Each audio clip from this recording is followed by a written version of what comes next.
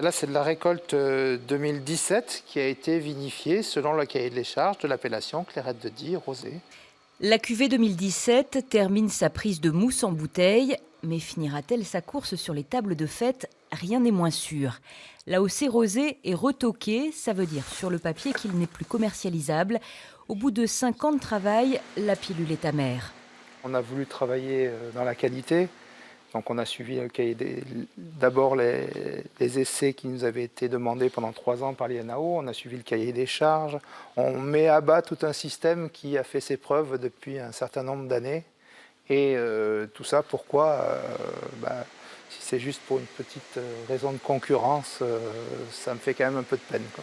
Plus au nord dans l'Ain, le Cerdon revendiquait son rosé unique en Rhône-Alpes. Il s'est opposé juridiquement à cette nouvelle concurrence. Dans le Diois, on voyait ça d'un autre œil.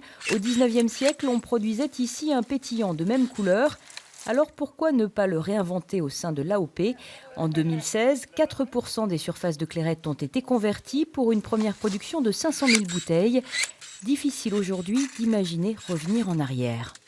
C'est pas parce qu'on a un genou à terre et qu'on ne peut pas produire de la Clairette de Die rosée que l'ensemble des vignerons vont s'arrêter de vinifier des vins effervescents rosés.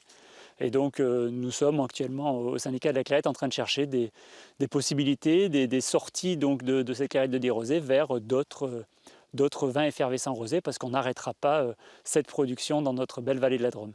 Des négociations viennent de débuter avec l'INAO pour pouvoir au moins commercialiser encore les cuvées 2016 et 2017. La suite est plus complexe. Seule une Clairette AOC peut être produite sur le terroir depuis une loi promulguée en 1957. Un rosé pétillant non AOC ne peut en principe exister.